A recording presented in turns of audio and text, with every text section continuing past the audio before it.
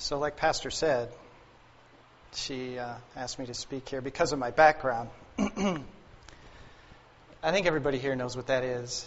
Out of high school, I went to the Air Force Academy. I spent 4 years there. I did 7 years in the service. I left the U.S. Air Force with a captain's rank. And so that, I guess, qualifies me to stand here. Had I known that was going to require me to speak, I would never have done it. It is not my favorite thing. On the other hand, it's important. And so when she asked, I said, I hope I can do it justice. Then I know I won't. Hopefully God will use me here and help me. I started writing this Monday, so it's a work in progress, and I'm not sure whether to use the paper or the screen. And right now I'm feeling more comfortable with the paper. So, this isn't about me. This is about Memorial Day and how we think about Memorial Day. And for me, I'm hoping that I can articulate or verbalize a little better, either to put some things in place for yourself or to help you understand how maybe a vet feels about military service and about this country. It's not an easy task. Then I go to Memorial Day services and I see it's kind of a sparse crowd. It really is. I don't think it was always that way. And so I know we're missing something in this country anymore. Is this a funeral celebration? Is it about thinking about and mourning the dead that have sacrificed for a country? It is, but it's more than that. It's far more than that. There is an element in there, and I know you're not supposed to say this in a church, of pride for the right reason.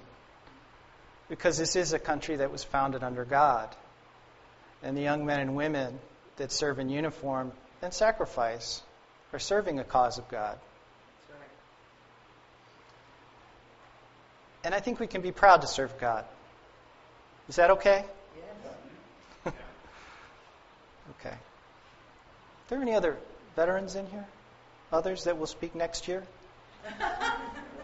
No. I want to set the tone. It seems to me we've always been blessed in this country with people that go above and beyond. They do more than they're asked to do. Young people join the military and they're asked to serve. They're asked to uphold the Constitution. And yet many of them are awarded medals for going above and beyond.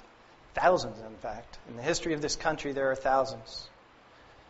And for all of those, there's probably 10 others that didn't get a medal, that died somewhere we don't even know about or care about, then sacrificed everything they had. And to think about that is sobering, but it should be. And I want to start with just one of those people. His name was Corporal Jason Dunham. He was cited the Medal of Honor in Afghanistan. Date of issue, January 11, 2007. U.S. Marine Corps, Company K, 3rd Battalion, 7th Marines. Citation. For conspicuous gallantry and intrepidity at the risk of his life, above and beyond the call of duty while serving as Rifle Squad Leader, 4th Platoon, Company K, 3rd Battalion, 7th Marines, Regimental Combat Team 7, 1st Marine Division, on 14 April 2004. Corporal Dunham's squad was conducting a reconnaissance mission in the town of Karbala, Iraq, when they heard rocket-propelled grenade, small arms fire erupt approximately 2 kilometers to the west. Corporal Dunham didn't run away.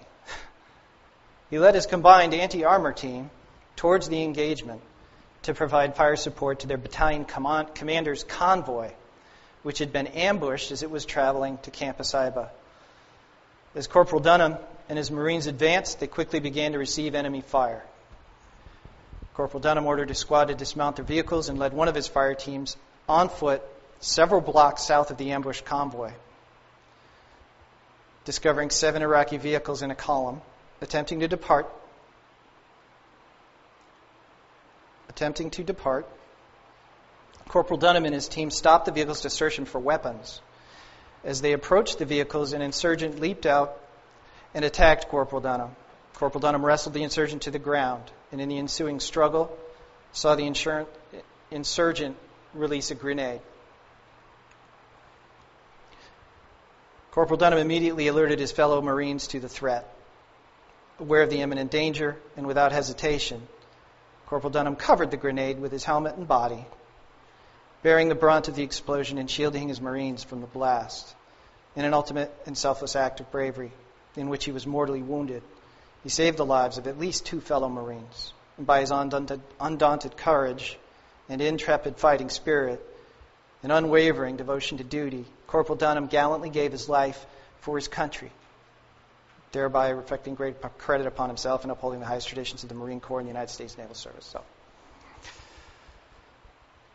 what causes somebody to do that? It's something greater. It's something more. And that's what I hope to get at. Because I try to remember why they died. And I want to know why. And I want to recognize that, and I want to honor that. Much as the fact that it may be wished, forgotten, or buried in this nation, it was founded by men and women who believed in the God of Israel. And you see, when I remember our fallen soldiers, I remember when I took the oath of office 33 years ago. As does everybody that is given a commission to carry out force in the name of the United States. Every single one. It goes like this. I, insert your name, having been appointed an officer in the whatever service, as indicated above in the grade of whatever grade, do solemnly swear or affirm that I will support and defend the Constitution of the United States against all enemies, foreign and domestic. That I do this without any mental reservation or purpose of evasion, and that I will well and faithfully discharge the office of the duties upon which I am about to enter. So help me God. And so there's 2 or 3 things in there, probably more, but 2 I want to get at. Number 1, it ends well. So help me God. God is in it. Our country asks our people to personally give an oath to their God about what they're doing. Does a country ask people to personally promise to be true to God? Second, you'll notice I didn't say that we're defending a person or a country. We'll support and defend the Constitution of the United States. And that's not a mistake. It's in there intentionally. I want to take a few notes from a Marine Corps guided discussion. Okay? It won't take long. But it just shows that I'm not pulling stuff or making it up. It shows that we actually teach our service members when they come in exactly what they're doing. And the Marine Corps guided discussion goes like this. The oath of office that every officer takes is not to support and defend the country, nor is it to support and defend the people. The oath that is taken is to support and defend something transcendent, something larger, more dear than the country or the people. It's an oath to support and defend the document that gave birth to and that expanded the very ideals that this country and its people enjoy. It is the document that enunciated and enumerated all of our freedoms, rights, and privileges as a nation. It is the cornerstone of this enduring experiment in democracy that has made us who and what we are as a nation. And without it, we are just another nation among many. With it, we've become unique and special in the history of how people have been governed. So again, what I'm saying is it's not esoteric. It's not, in some book somewhere that never leaves. This is how we instruct our people when they take up arms and put on a uniform in this country. Concepts are taught to every human being that does that.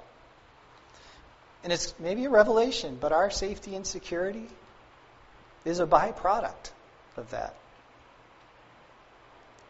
So they truly are serving something greater. Let's look at the oath, just for instance. What did the British do? And this is not to make any light of anybody's oath or to make them feel less than or make us feel better than. It's just what they do as a nation. It's how they approach what they do. You'll notice the difference. I, insert full name, do swear that I will be faithful and bear true allegiance to Her Majesty Queen Elizabeth, her heirs, and successors, according to law. So help me God. It's kind of a nice oath. Faithful. I don't have any issues with that. And I don't have a right to have any issues about it at all. But I wouldn't take it.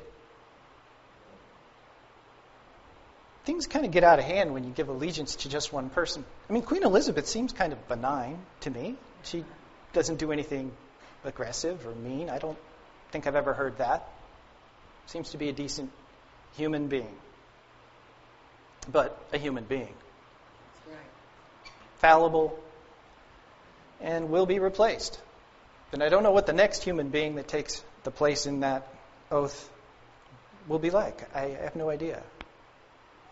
I wouldn't want to be having to defend it, him or her. And then I thought, well, let's look at our neighbors over in Canada. And I already apologized to Joyce. Don't look at me. I, insert your name, do swear that I will be faithful and bear true allegiance to Her Majesty Queen Elizabeth. The second, Queen of Canada, her heirs and successors, so help me God. But again, I have no right to judge. It's not my country. But I had to read more after I read that. I didn't even understand how they still have ties to Great Britain and the Commonwealth. But again, it's an oath of allegiance to a person that doesn't even live there. But I'm not going to go there.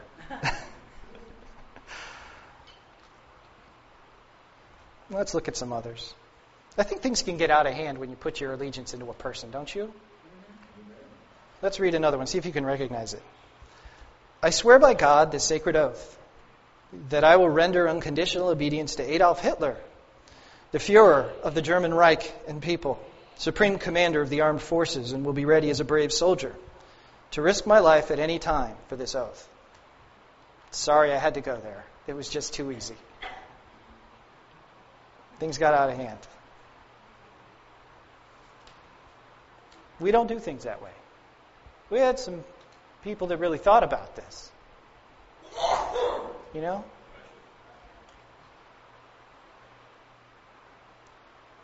The Russian Constitution exists. They have an oath that supports their Constitution. But I think it matters what's in that Constitution too, don't you think? If you're going to support and defend it. They have a lot of good words, and I've read it, part of it, not the whole thing. A lot of good words. Say a lot of the same things we do. It's a lot longer, and there are exceptions. And if you ever read it, you'll find them. People are free to speak their mind. They have free speech, but the government will not tolerate what they call aggressive communication of any kind. So on the one hand you give, and the other you just take it away again. Look, it matters what the Constitution is. But at least the Russians got that right. So they have an army that can succeed the person in power, at least. Right? All right. So let's look at the document our young men and women have sworn to support and defend. Actually, before that, I want to say something else from that guided lecture from the Marine. I always like hearing Marines speak. I don't know about you. They're very direct. They always make sense. That's just me. After taking the oath, Marines find themselves transformed in a way that cannot be captured in words. It is why Marines, long out of uniform, bristle at being called ex-Marines, because they consider themselves still to be Marines. See, the oath is personal. It has nothing to do with how long you're in that uniform or where you happen to be serving next. And I think that's true for all of us that put our oath and our lives behind the oath when we take it. So the Constitution.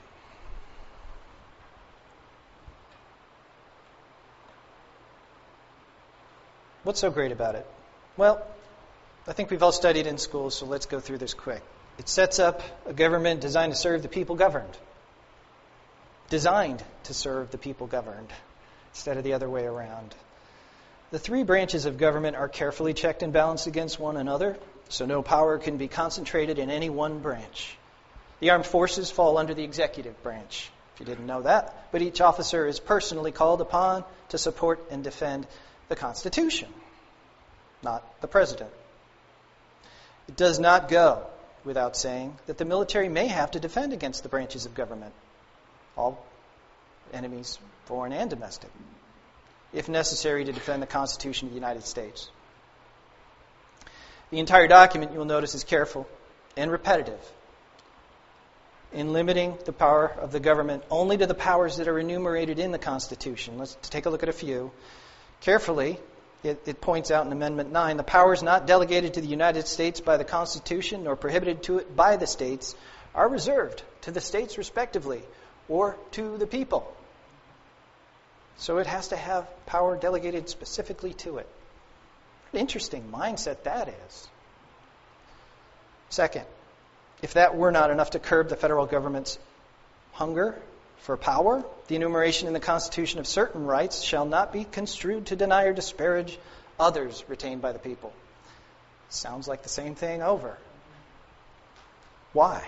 Why are they so fixated on this limiting power thing? Perhaps most importantly in the First Amendment, one we should all know, Congress shall make no law respecting an establishment of religion. Well, we're Christians. We're interested in that, and we probably know about this. Or prohibiting the free exercise thereof, or abridging the freedom of speech or of the press, or of the right of the people peaceably to assemble and to petition the government for a redress of grievances. That's the First Amendment. Pretty short, pretty to the point, pretty succinct. But it's what guarantees us the ability to stand here today, which you can't do in many countries, and worship our God in the way that we choose. Amendment 14. All men are equal. I'm not going to read it. You can read it.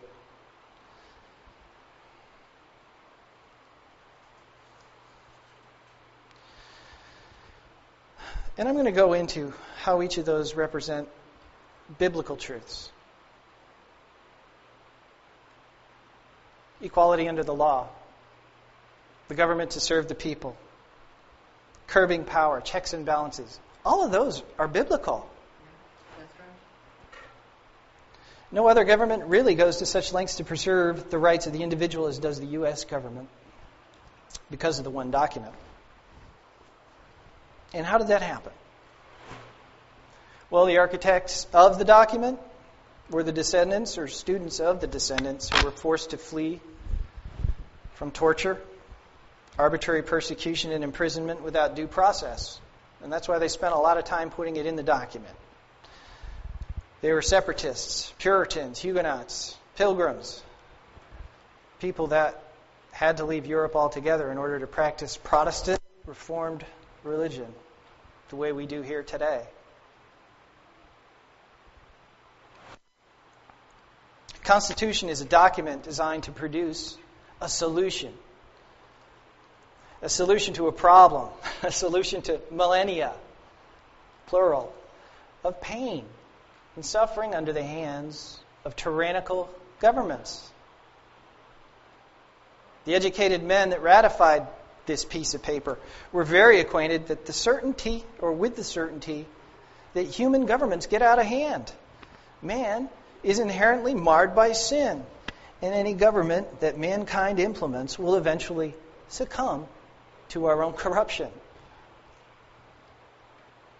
It's the document that finally put man's inalienable rights given by God of life, liberty, and the pursuit of happiness above the government. God above the government. This is the foundation, the law, if you will, that the government is required to obey. For the first time, government was constructed to rightly serve those governed rather than the other way around. And in spite of all that, they put checks and balances on power to prevent it from ever reverting to the old world tyranny that they had to leave behind.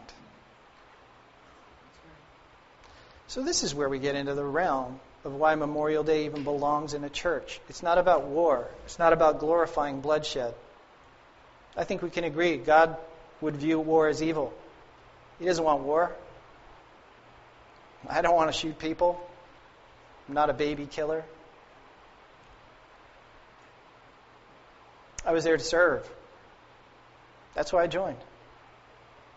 I said, God, if you'll let me serve for a few years, I will do it. Then I understood full well what I was defending. And so do most of the other young men and women that put on a uniform.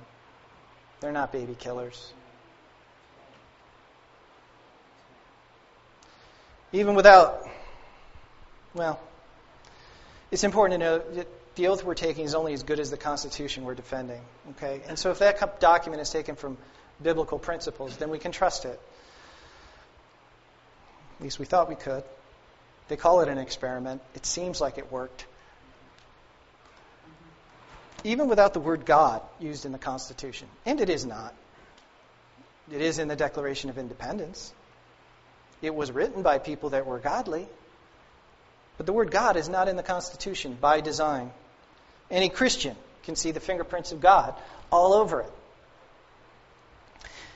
In fact, the main architect of the Constitution was John Adams, who was a student of John Witherspoon, a minister, also the president of Princeton University. Witherspoon also signed the Declaration of Independence. So he not only trained the guy who architected it, as a minister who preaches about God. Sorry, I got excited. I got to turn the volume down.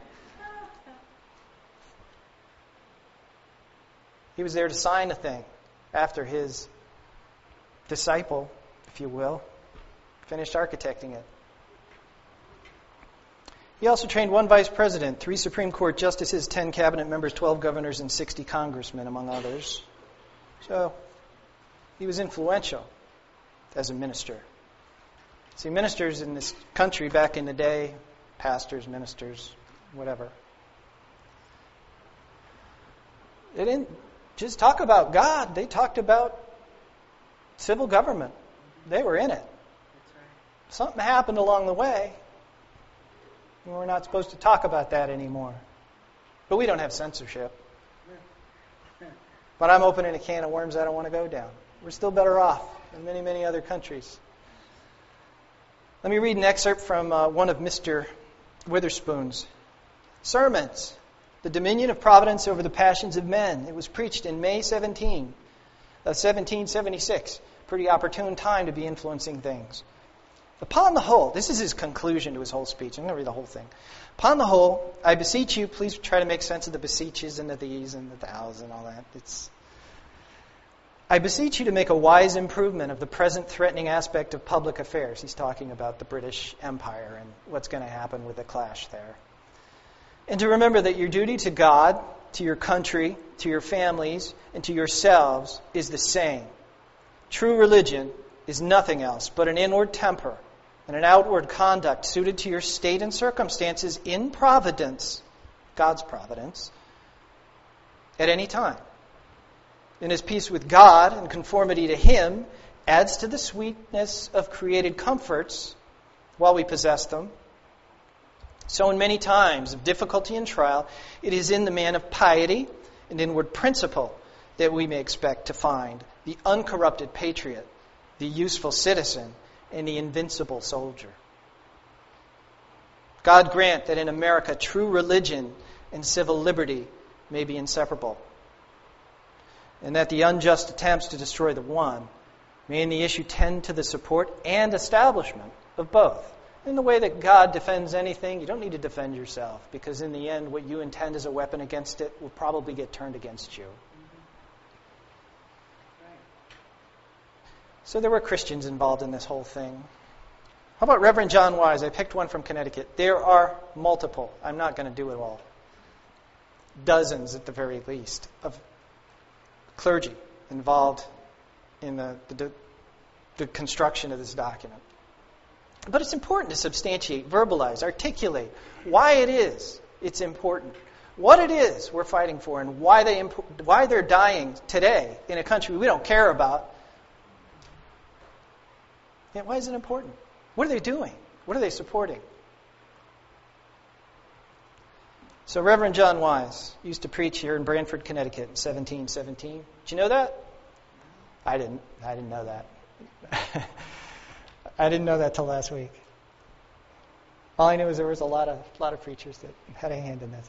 He's been called the father of American liberty. So in 1717, he wrote The Law of Nature and Government, parts of which still appear word for word in our Declaration of Independence. Word for word. He's a preacher. What about separation of church and state? Come on. The fact that the American form of government was based on Christian principles is inarguable if we look at it. Then we as Christians know that. Literally preaching to the choir here. I want to read you an excerpt from America's providential history. They had something called the Constitutional Convention. After we won the war with Great Britain, it's kind of, what do we do now? We have this loose confederation of states. They don't get along. We have no federal government.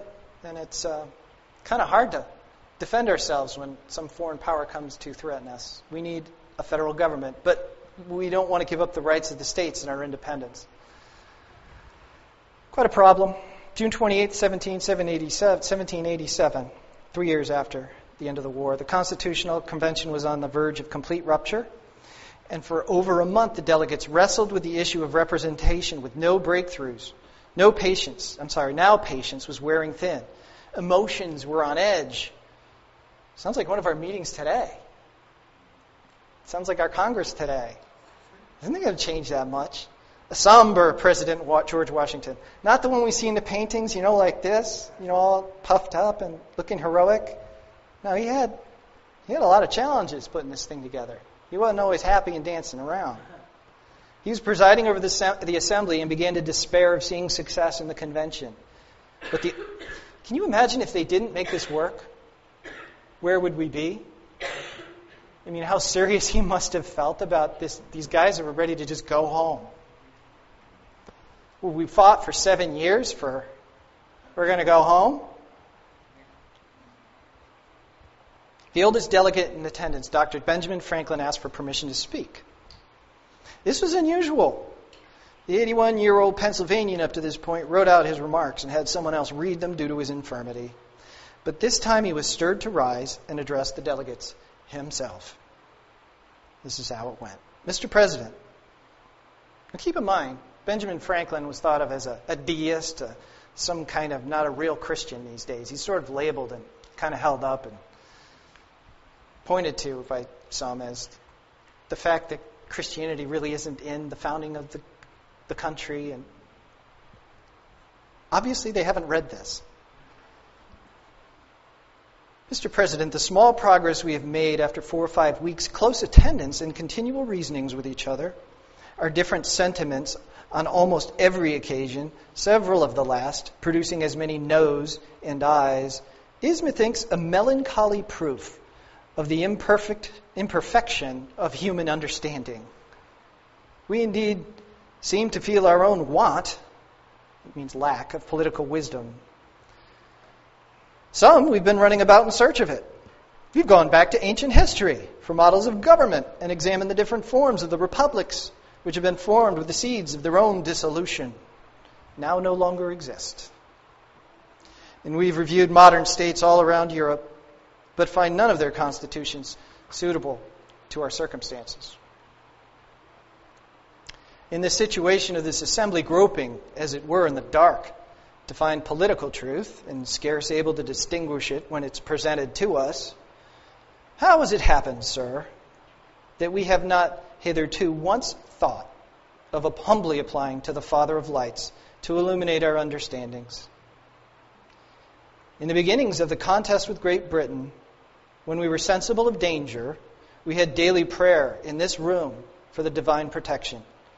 Our prayers, sir, were heard, and they were graciously answered. All of us who were engaged in the struggle must have observed frequent instances of a superintending providence in our favor. To that kind of providence, we owe this happy opportunity of consulting in peace on the means of establishing our future natural felicity. We say happiness today. And have we now forgotten that powerful friend? I have lived, sir, a long time. And the longer I live, the more convincing proofs I see of this truth, that God governs in the affairs of men. And if a sparrow cannot fall to the ground without his notice, is it probable that an empire can rise without his aid? We've been assured, sir, in the sacred writings, that except the Lord build the house, they labor in vain that build it. I firmly believe this, and I also believe that without this concurring aid, we shall succeed in this political building no better than the builders of Babel. We shall be divided by our little partial local interests. Our projects will be confounded, and we ourselves shall become a reproach and a byword down to future ages. And what is worse, mankind may hereafter from this unfortunate instance despair of establishing governments by human wisdom and leave it to chance, war, and conquest. I therefore beg leave to move that henceforth prayers imploring the assistance of heaven and its blessings on our deliberations be held in this assembly every morning before we proceed to business, and that one or more of the clergy of the city be requested to officiate in that service. That's it. They didn't do this.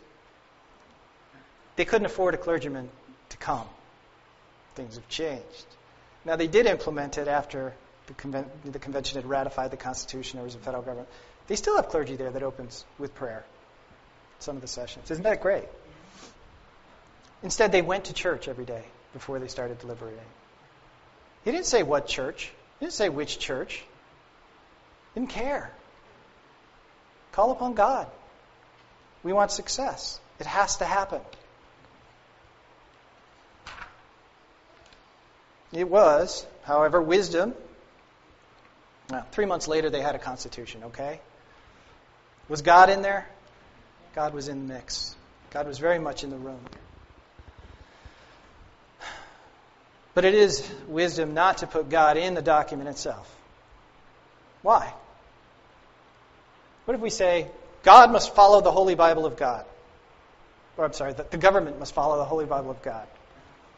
Well, now the government has to figure out who's God. And what's God want? And what's right and what's wrong? And what should we do?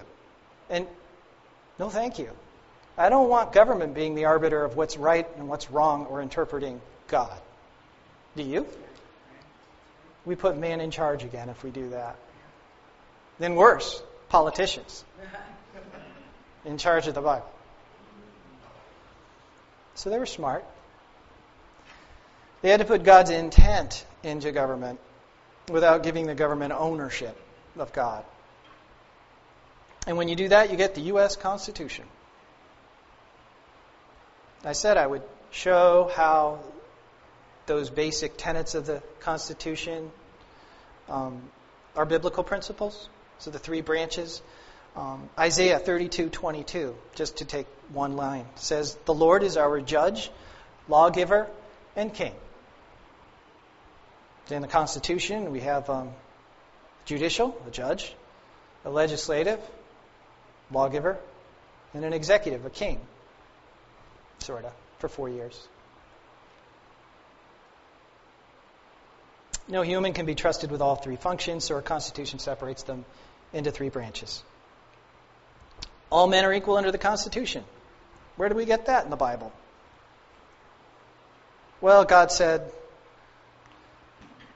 Genesis 26, "Let us make man in our image, according to our likeness, and let them rule over the fish and the birds and the sky and cattle and over all the earth. Well, God doesn't make stuff so that it doesn't have worth.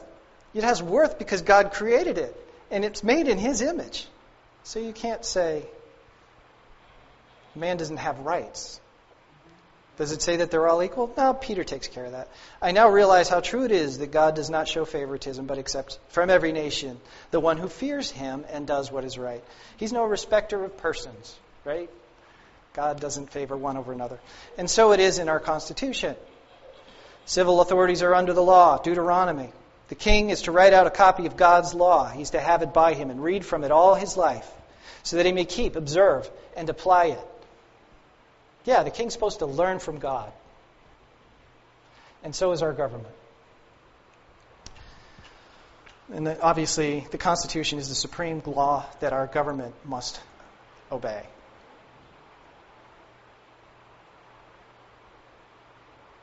Constitutional checks and balances.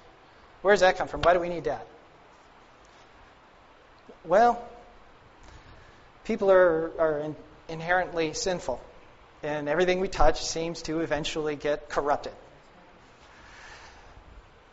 We can set up the most perfect system, and over a generation or two or three, sin creeps in. And the forefathers knew that. They said, we can set this up now, but who knows what this experiment is going to turn out like 5 generations from now. So they tried to put checks and balances in.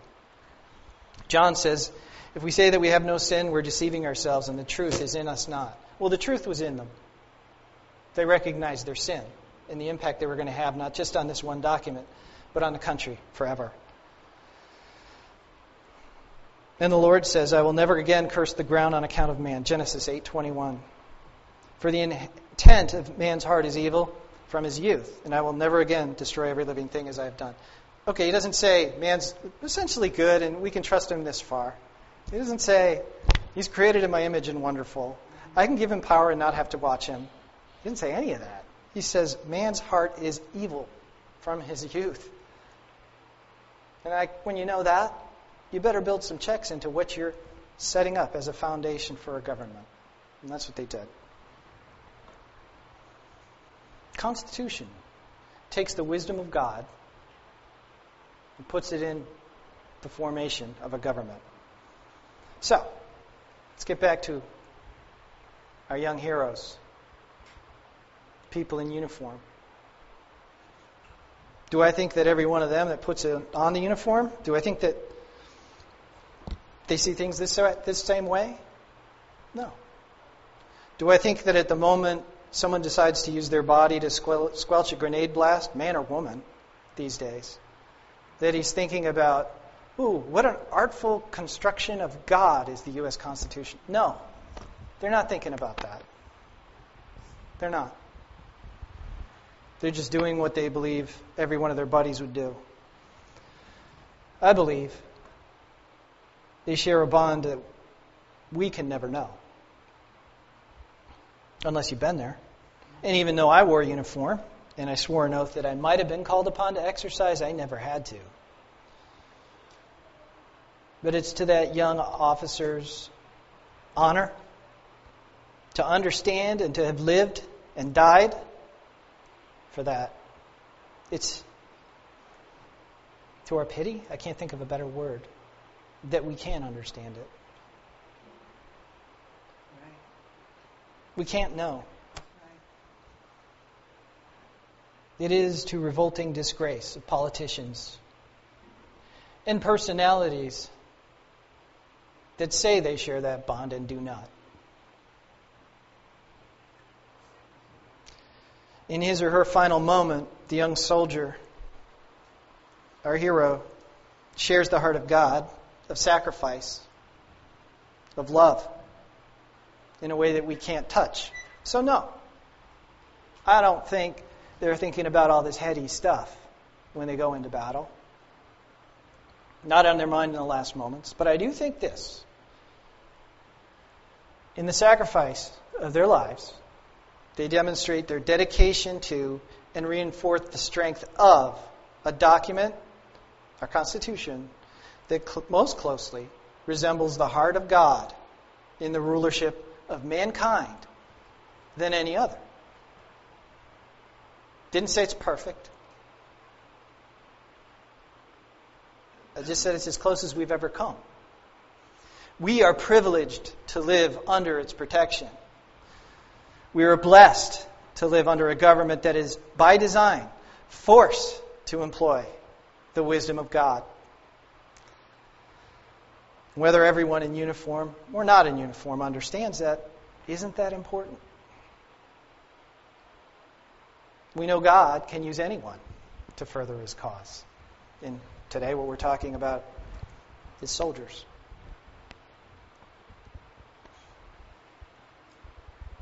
And we're all familiar with Romans. God can use anyone. Romans 9. Does the potter not have the right over the clay to make from the same lump one vessel for honorable use and another for common use? What if God, although willing to demonstrate His wrath and to make His power known, endured with much patience vessels of wrath prepared for destruction?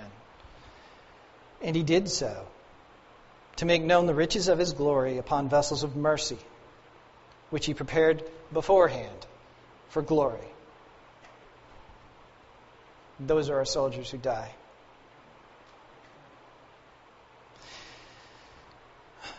Whether we understand it or not, doesn't change the fact that those soldiers are a part of something much greater than themselves.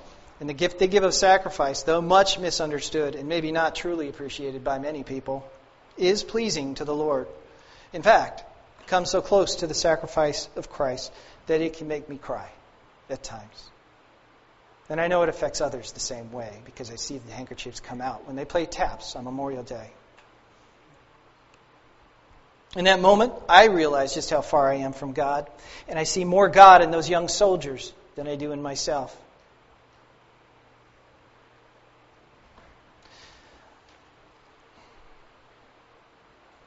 And on Memorial Day, I'm remembering those who sacrificed, but I'm remembering why they've fallen. And I'm proud and solemn at the same time because what they died for is as close as we can come in writing to put a government over human affairs that resembles God. It's okay to be proud of God.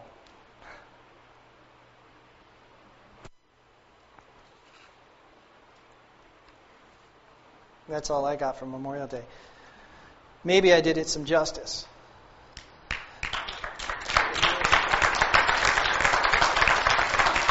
At least you'll have something to talk about on Memorial Day. And maybe some thoughts to share.